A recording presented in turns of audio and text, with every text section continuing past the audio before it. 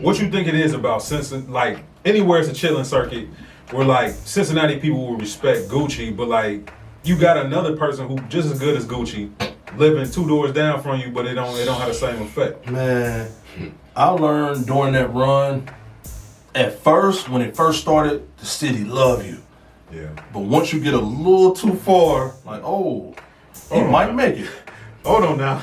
Yeah, it's like, and that's how it Kenny. felt. I can't even call you Kenny. Yeah, they'll bring you down. Yeah. They'll bring you down like I did when I was new Jordan today on 106. That's when I first started feeling that. Yeah. I was like, man, I had people call me like, That was you know what I'm saying? I felt good to see that. To see now you felt good, and I had females like, yeah, we was watching those dude house. They was hating on you so bad, and I was like, wow, this was for us. Mm-hmm. You know what I'm saying? At the time, I was at the radio station getting interviewed that day because it was coming on. So we watching it there, man. I cried in there. Mm-hmm. You know what I'm saying? I cried on air. I'm like, bro, they're like, man, you supposed to be, man, fuck that. Right. You know what I'm saying? Like, I wait my whole life, fuck you and that. You know what I'm saying? But it was like after that, I can kind of feel the shift.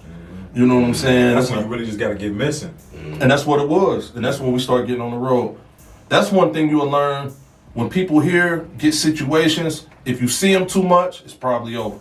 Mm-hmm. You know what I'm saying? Because once I could tell it was over, the more I was at home. I'm like, damn, I might be in Cincinnati a week out the month. Yeah. And that might not even be a straight week. It might be 3 days here. So I remember one time I went like a month and a half. I'm like, oh shit. Like you start feeling like, ooh, like the momentum's slowing up. Yeah. And that's when shit just went crazy, man. What was going on that made the momentum slow down? Oh man, like the infamous T.I. story and all of that, then when the feds hit, it just seemed like, hey, things fall apart, boy. That's how it felt like. It just felt like, hey, man, that shit. And it was the worst part of it was, they just stole my dream from me. Yeah. I get right there though. I done did everything in this game you could do but get rich. Right. You know what I'm saying? I feel like, damn, they stole my goddamn dream from me. Like, that's how it felt. And it's like, that kind of soured me on the music. Right. Like, once people start getting locked up and killed, and I said, this ain't what I was in this for, man. I just want to do my music, man. Yeah. I'm this little big head boy from Madisonville, want to dance and do my music. It's starting to go in a direction I don't want it to. So many casualties that like innocent bystanders who falling out because of this bigger picture. Yeah. Let's talk about that night. What was leading up to that performance? Because it was overbooked. One thing. Kanye East, I'm not ASAP Ferg. Iceberg Ferg. Yeah. The situation with him. What was happening leading up to that performance before you got on stage that night? It just was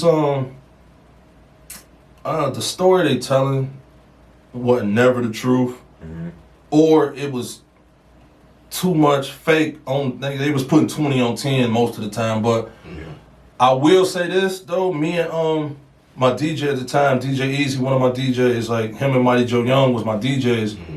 Me and Easy said it that night when we walked in, like it feel like something gonna happen tonight. You can tell the feeling. Yeah, like it felt wrong, cause we was going to the Ritz so much. Yeah. It's like, hey, this like we at home, but this night it just felt different. So they saying, I guess T.I. and them had bought all the bottles or something. So they was saying my boy Jesse got on stage, was like, yeah, come on, man, let me buy a couple bottles off y'all or something. They're like, nah, nigga, we good. Like, go on, drink with us, nigga, we good, and this and this. So they say, my nigga took offense to it, like, nigga, we got money too, nigga. Which was some bullshit, you know what I'm saying, to a point.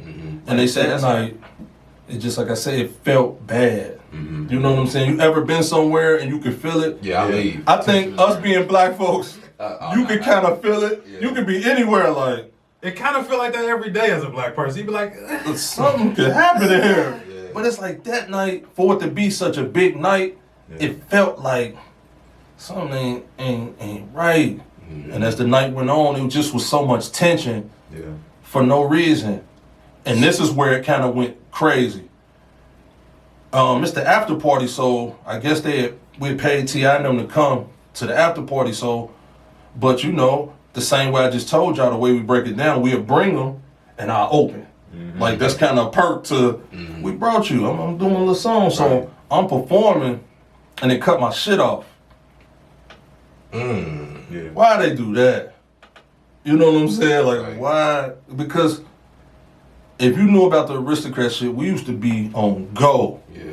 But it just was a disrespect. Like, you could have kind of faded or tried something, but just to cut my shit out. I'm out there rocking. And I took it as a disrespect because I'm here on these weeks where these stars ain't here. Mm-hmm. Like, at this point, I'm at that level here. Right. So, and I'm coming through. Y'all ain't paying me. We coming through here. We buying bottles. We deep.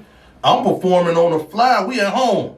People coming to the club for y'all. You feel me? It's the spot. Yeah, so to cut me off, it was like, damn. So me, I'm just like, man, fuck this shit. I walk off. Yeah. My niggas ain't on that walk off shit. Yeah. They still on stage. Fuck that. Cut that shit back on. You know what I'm saying? So they get to arguing, but they cut us off because they was trying to get Young Dro and like T.I. and them on, because they was only do maybe 1 or 2 songs, because it just was kind of more of a walkthrough thing, and they was doing that on the strength for us. Yeah. So they rushing me Because off. at that time, T.I. didn't do after parties, right? He wasn't on it. That was kind of like the first one. Yeah, and we was cool with them. That's what hurt the most about the whole thing. Like we had been down in Atlanta and kicking it. Yeah. In Grand Hustle Studios, like Clay and Fresh was cool. So we had a real relationship with them. So for that to go down, it was like, damn. And I hurt more because they was in my city and I was supposed to protect them. Yeah. Because they in my city. You know what I'm saying? So, but then all the lies and it's just like, come on, man. Talking about they threw money on our heads and all of that dumb shit. Like that shit wouldn't have meant nothing, no way. Because I done seen Iceberg throw 5,000-10,000 on a regular night for no fucking reason. So that shit ain't about nothing. But it make the story sound good. Yeah. You know what I'm saying? And then right after it happened, it turned into K. Riley and them did this shit. Right. As opposed to picking a person out, K. Riley and them sound better. Because you pretty much the biggest artist on Aristocrat. I'm the face man. Yeah. You know what I'm saying? So when they showed it on the news, we used to have our posters hanging up all in the Ritz parking lot. So they filming the poster and shit like that. So they really making it move like that. Yeah, But when the shots rang out, I'm still in the parking lot with Drew. Yeah. You know what I'm saying? Because you can hear from the expressway, like it was going crazy. So, you know what I'm saying? So a lot of that, it just was false, man. But it put a cloud over us.